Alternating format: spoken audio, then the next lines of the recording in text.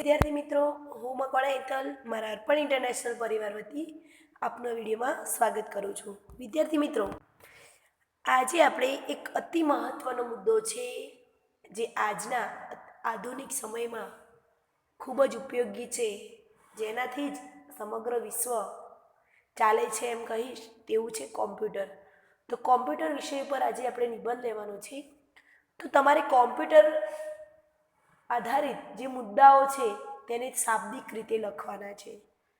તો નિબંધ એટલે શું એ તેમને હું દર વખતે કહું છું કે કોઈ વિષય વસ્તુ ઘટના ઉપર તમારા વિષયો તમારે શાબ્દિક રીતે રજૂ કરવાની રીત એટલે નિબંધ. મુદ્દા આવે છે તેના પહેલાં શું આવશે? પ્રસ્તાવના. ત્યારબાદ કોમ્પ્યુટર શું કરી શકે, કોમ્પ્યુટરની લાક્ષણિકતાઓ એટલે કે તેના લક્ષણો, કોમ્પ્યુટરના ઉપયોગો, કોમ્પ્યુટરના જે વિવિધ ભાગો આવે છે તે, અને અંતમાં આવે છે નિબંધનો સારાંશ. તો વિદ્યાર્થી મિત્રો, વિજ્ઞાનની એક અદ્ભુત શોધ એટલે કોમ્પ્યુટર. વિજ્ઞાનની એક અદ્ભુત શોધ એટલે કોમ્પ્યુટર. આજે તો કોમ્પ્યુટર વગરના જીવનની કલ્પના જ થઈ શકતી નથી. આજે કોમ્પ્યુટર વગરનું જીવન તમે કલ્પી શકો છો? ના, કારણ કે દરેક જગ્યાએ હોટલો, શાળાઓ, હોસ્પિટલ, કોઈ પણ ઔદ્યોગિક ક્ષેત્ર હોય, દરેક જગ્યાએ અત્યારે લોકો ઘરે પણ કોમ્પ્યુટર પર વર્ક કરે છે, કામ કરે છે. તો વિજ્ઞાનની એક અદ્ભુત શોધ છે તે કોમ્પ્યુટર છે. નિબંધ જ્યારે તમે લખવાની શરૂઆત કરો છો ત્યારે તમારે ફકરો પાડીને લખવાનું રહે છે. હવે ડગલે ને પગલે કોમ્પ્યુટરનો ઉપયોગ થવા લાગ્યો છે. ડગલે ને પગલે શું થવા લાગ્યું છે? કોમ્પ્યુટરનો ઉપયોગ થવા લાગ્યો છે. માટે આજનો જે યુગ છે તે કોમ્પ્યુટરનો યુગ છે. આજનો યુગ કયો છે? કોમ્પ્યુટરનો યુગ છે. બધાને કોમ્પ્યુટર, જે લોકોને નોલેજ, તમે જોજો સ્કૂલમાં નાના છોકરાઓને પહેલા બીજા ધોરણથી બેઝિક કોમ્પ્યુટરમાં કયા ભાગને શું કહેવાય એવી માહિતી આપવામાં આવે છે. માટે અત્યારે કોમ્પ્યુટરનો જમાનો છે, કોમ્પ્યુટરનો યુગ છે. બીજો ફકરો જોઈશું. આજે વીજળીના બિલ, ટેલિફોનના બિલ, રેલવેની ટિકિટો, અગત્યના પત્રો વગેરે કોમ્પ્યુટરની મદદથી તૈયાર કરવામાં આવે છે. કોમ્પ્યુટરની મદદથી શું કાર્ય થાય છે? વીજળીના બિલ, ટેલિફોનના બિલ, રેલવેની ટિકિટો અને અગત્યના પત્રો, આ બધું જ કોમ્પ્યુટરની મદદથી તૈયાર કરવામાં આવે છે. આજે આપણા જીવનના લગભગ તમામ ક્ષેત્રમાં કોમ્પ્યુટરનો જે છે પ્રવેશ એ થઈ ચૂક્યો છે. તમામ ક્ષેત્રો મેં તમને કીધું એ પ્રમાણે કોમ્પ્યુટરનો દરેક ક્ષેત્રમાં, શિક્ષણ ક્ષેત્ર હોય કે જે આપણે મેડિકલ લાઈન કહેવાય, જે ડૉક્ટરોની હોસ્પિટલ, એમાં દરેક જગ્યાએ, કોર્ટોમાં, દરેક જગ્યાએ કોમ્પ્યુટરનો પ્રવેશ થઈ ચૂક્યો છે. ડૉક્ટર, વકીલો, ચાર્ટર્ડ એકાઉન્ટન્ટ્સ, દુકાનદારો, આ બેંકની વાત કરી, પછી દુકાનદારો વગેરે પણ પોતાના આગવા એટલે કે પર્સનલ કોમ્પ્યુટર રાખતા થયા છે. શહેરોમાં ઠેર ઠેર કોમ્પ્યુટરના વર્ગો ધમધોકાર ચાલી રહ્યા છે. કોમ્પ્યુટર ક્લાસીસ બહુ ચાલે છે. તમે જોયું હશે કે શહેરોમાં તો ઠેર ઠેર કોમ્પ્યુટરના વર્ગો જોવા મળે છે. Television, radio, video cassette recorder અને ટેપ રેકોર્ડરની જેમ કોમ્પ્યુટર પણ એક ઇલેક્ટ્રોનિક સાધન છે. ટેલિવિઝન, રેડિયો, વિડીયો કેસેટ, આ બધાની જેમ કોમ્પ્યુટર પણ શું છે? એક ઇલેક્ટ્રોનિક સાધન છે, એટલે કે વીજળીથી ચાલતું સાધન છે. તેની મદદથી આપણે જટિલમાં જટિલ કામ પણ ઓછી મહેનતે અને અત્યંત ઝડપથી કરી શકીએ છીએ. કોમ્પ્યુટરની મદદથી અઘરામાં અઘરું કામ સરળતાથી અને ખૂબ જ ઓછી મહેનતથી તેમજ ઝડપથી કરી શકીએ છીએ. કોમ્પ્યુટર ઝડપથી લખી શકે છે, છાપી શકે છે, તેમજ ગણતરી અને પૃથ્થકરણ કરી શકે છે. તમે જોજો, તમને કોઈ વસ્તુની ગણતરી કરવામાં કીધું હોય, એવું કીધું હોય કે 5,000ના 3 ભાગ કરો કે 5 કરોડના 3 ભાગ કરો, તો થોડો ટાઈમ લાગે, પણ કોમ્પ્યુટર તે 1 સેકન્ડમાં કરી દે છે. માટે કહે છે કે કોમ્પ્યુટરથી શું થાય છે? સરળ અને ઝડપી કાર્ય થાય છે. કોમ્પ્યુટર માહિતી સંગ્રહી રાખે છે અને જરૂર પડે તે ક્ષણે જ જરૂરી માહિતી પૂરી પાડે છે. તે આપેલી માહિતીના આધારે યોગ્ય નિર્ણય લે છે. કોમ્પ્યુટર માણસની જેમ પરસ્પર સંદેશોની આપ-લે કરી શકે છે. તમે જો મેલ કરવામાં આવે છે, સંદેશાની આપ-લે કરવામાં આવે છે. કોમ્પ્યુટર પણ માણસની જેમ પરસ્પર સંદેશાની આપ-લે કરી શકે છે. ઇન્ટરનેટ દ્વારા ઉપલબ્ધ થતી ઈમેલની તેમજ ફેક્સની સેવા આને જ આભારી છે. ઇન્ટરનેટ દ્વારા મેં તમને જણાવ્યું એ પ્રમાણે ઈમેલ એટલે કે જે મેલ સંદેશો એક પ્રકારનો, તે આ કોમ્પ્યુટરને આધારે છે. એ સેવા શેના આધારે આભારી છે? કોમ્પ્યુટરને આભારી છે. વળી તે આપણી જેમ ટીમવર્ક પણ કરી શકે છે. તે કોમ્પ્યુટર નેટવર્ક કહેવાય. ટીમવર્ક, સાથે મળીને કામ કરવું. અલગ અલગ નેટવર્ક અલગ અલગ પ્રકારના હોય, વેન લેન. તો શું કહે છે કે ટીમવર્ક કરી શકે છે, માટે તે કોમ્પ્યુટર નેટવર્ક કહેવાય છે. વિદ્યાર્થી મિત્રો, તમને કોમ્પ્યુટર વિશે વધારે સમજાવવાની જરૂર નથી, કારણ કે તમે કોમ્પ્યુટરનો ઉપયોગ કરો જ છો અને ખૂબ સરળતાથી લખી શકો છો. ત્રીજા નંબરનો મુદ્દો છે કોમ્પ્યુટરની લાક્ષણિકતાઓ શું છે? તો જોઈશું કોમ્પ્યુટરની કેટલીક આગવી લાક્ષણિકતાઓ છે, એટલે કે લક્ષણો છે, ખાસિયતો છે. તે કોઈ પણ કામ ઝડપથી કરી શકે છે. તેને કદી થાક લાગતો નથી કે કંટાળો આવતો નથી. કોમ્પ્યુટરની મુખ્ય ખાસિયત કે લક્ષણ શું છે? તો તે ઝડપથી કાર્ય કરે છે. અને બીજી એક વસ્તુ કે તેને કંટાળો નથી આવતો કે થાક પણ લાગતો નથી. તેનો પાવર ચાલુ રાખો અને તેને કામ આપતા રહો તો તે કામ કર્યા જ કરે છે. કોમ્પ્યુટર ખૂબ જ ચોકસાઈપૂર્વક કામ કરે છે.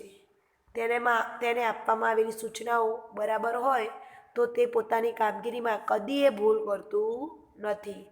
કોમ્પ્યુટરમાં જે સૂચનાઓ આપવામાં આવે છે તો ક્યારેય પણ તે સૂચનાઓના અમલમાં ક્યારેય ભૂલ કરતું નથી. કોમ્પ્યુટર તેને આપવામાં આવતી સૂચનાઓ પ્રમાણે વર્તે છે.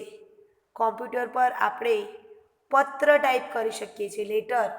પત્ર પણ આપણે ટાઈપ કરી શકીએ છીએ. જે હાથથી લખાણની વસ્તુ હતી, જે હેન્ડ રિટન આપણે લખતા હતા, એ બધું અત્યારે ટાઈપ થઈ શકે છે અને ખૂબ જ ઝડપથી. આપણા વ્યવસાયનો હિસાબ રાખી શકીએ છીએ, ઘરનો નકશો દોરી શકીએ છીએ કે રમતો પણ રમી શકીએ છીએ. કોમ્પ્યુટર કામમાં તો મદદરૂપ થાય જ છે, પણ તે એક મનોરંજન પણ પૂરું પાડે છે. તેમાં તમે રમત પણ રમી શકો છો. તો આ બધા હતા કોમ્પ્યુટરના લક્ષણો. ત્યારબાદ જોઈએ તો આજે વિવિધ ક્ષેત્રોમાં કોમ્પ્યુટરનો જે ઉપયોગ છે તે કેવો થવા લાગ્યો છે? પ્રચુર માત્રામાં, એટલે ખૂબ જ વધારે પ્રમાણમાં કોમ્પ્યુટરનો ઉપયોગ થવા લાગ્યો છે. યુદ્ધ અને સંરક્ષણના તમામ વિભાગોમાં કોમ્પ્યુટરનો વ્યાપક ઉપયોગ થાય છે. જ્યારે યુદ્ધ થવાનું હોય ત્યારે, બે દેશો વચ્ચે યુદ્ધ થવાનું હોય ત્યારે, અને સંરક્ષણ એટલે સુરક્ષા માટે કોમ્પ્યુટરનો ઉપયોગ થવા લાગ્યો છે. તમે જોજો કેમેરા મૂકેલા હોય છે અને તે કોમ્પ્યુટરમાં વ્યક્તિ ત્યાં હાજર ના હોય પણ કેમેરો લગાવવામાં આવે તો તે કોમ્પ્યુટરમાં જોઈ શકાય તે દ્રશ્ય. તો રક્ષણના તમામ ક્ષેત્રો અને યુદ્ધના તમામ વિભાગોમાં કોમ્પ્યુટરનો વ્યાપક ઉપયોગ થાય છે.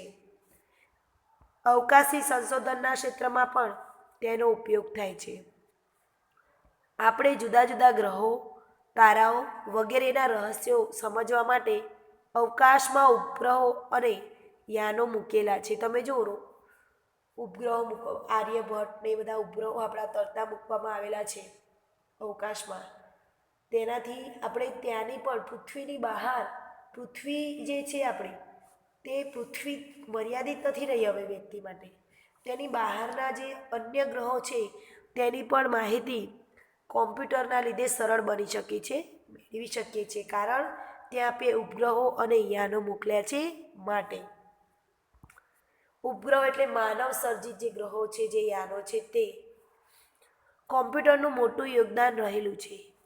આધુનિક વેધશાળામાં ઉપગ્રહોની મદદથી લેવામાં આવેલી તસવીરોનું કોમ્પ્યુટરની મદદથી વિશ્લેષણ કરવામાં આવે છે. કોમ્પ્યુટરની મદદથી જે તસવીરો લેવામાં આવે છે તેની મદદથી શું કરવામાં આવે છે? વિશ્લેષણ કરવામાં આવે છે.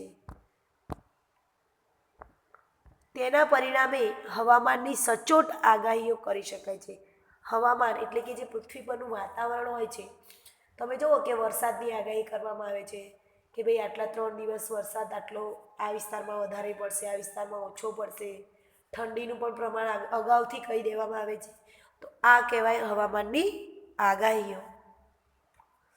તો તે કોમ્પ્યુટરના લીધે શક્ય બને છે. વેપાર, ઉદ્યોગ, ફિલ્મ અને રમતગમતના ક્ષેત્રોમાં પણ કોમ્પ્યુટરનો વ્યાપક ઉપયોગ કરવામાં આવે છે. ફિલ્મ જે મનોરંજનના ક્ષેત્રો છે, ઉદ્યોગ તો ખરો પણ મનોરંજનના ક્ષેત્રમાં પણ કોમ્પ્યુટરનો વ્યાપક ઉપયોગ કરવામાં આવે છે. એના પછીનો ફકરો જોઈશું વિદ્યાર્થી મિત્રો. કોમ્પ્યુટરના વિવિધ અંગો કયા છે? કોમ્પ્યુટરના વિવિધ ભાગો કયા છે?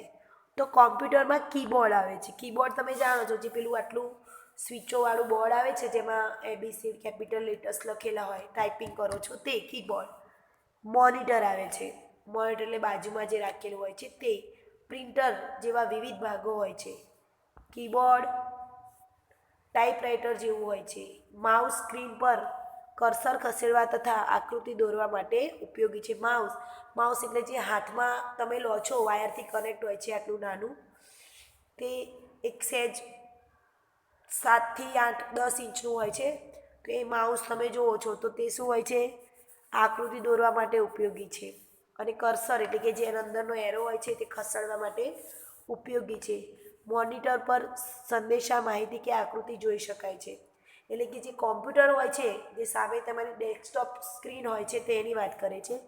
અને પ્રિન્ટરની મદદથી પત્ર કે રિપોર્ટ છાપી શકાય છે. જે પણ માહિતી તમે કોમ્પ્યુટરમાં ટાઈપ કરી હોય એ પ્રિન્ટરની મદદથી તમે તેની કાગળ સ્વરૂપે તમે તેની પર છાપ લઈ અને પ્રિન્ટ લઈ શકો છો. આમ કોમ્પ્યુટર આપણને ઘણું ઉપયોગી છે. હવે કોમ્પ્યુટર જે નિબંધ છે તેનો સારાંશ જોઈશું વિદ્યાર્થી મિત્રો. તો આમ કોમ્પ્યુટર આપણને ઘણું ઉપયોગી છે, પરંતુ તેની કેટલીક મર્યાદાઓ પણ છે. તેની પાસે પોતાની બુદ્ધિ હોતી નથી. તે માત્ર આપેલા આદેશોનું જ વફાદારીપૂર્વક પાલન કરે છે. કોમ્પ્યુટરની મર્યાદા એ છે કે તે આપેલા જે તેના પોતાના નિર્ણયો છે તે નથી લઈ શકતું. તે આપેલા સૂચનોનું જ પાલન કરે છે, પણ કેવું કરે છે? વફાદારીપૂર્વક. આપણે તેને સૂચનાઓ આપવામાં ભૂલ કરીએ તો કોમ્પ્યુટર પણ ભૂલો કરે છે અથવા કામ આપતું બંધ થઈ જાય છે. પરંતુ જો યોગ્ય અને સાચું સૂચન આપવામાં આવે તો તે આપણને ઘણું ઉપયોગી બને છે. કોમ્પ્યુટર આપણા નિયંત્રણ હેઠળ રહેવું જોઈએ. આપણે કોમ્પ્યુટરના નિયંત્રણ હેઠળ ન રહેવું જોઈએ. માટે વિદ્યાર્થી મિત્રો, આ વાત સાથે આ નિબંધમાં હું તમને સમજૂતી પૂર્ણ કરું છું. આશા રાખું છું કે કોમ્પ્યુટરના જે મુદ્દાઓ મેં તમને સમજાવ્યા એ તમને ખૂબ જ સરળતાથી સમજૂતી પ્રાપ્ત થઈ ગઈ હશે. તમારી નિબંધની નોટમાં દર વખતની જેમ આ નિબંધ પણ સારા અક્ષરે લખવાનો છે અને તેના ફોટા પાડી અને PDF મને સેન્ડ કરવાની છે. અસ્તુ.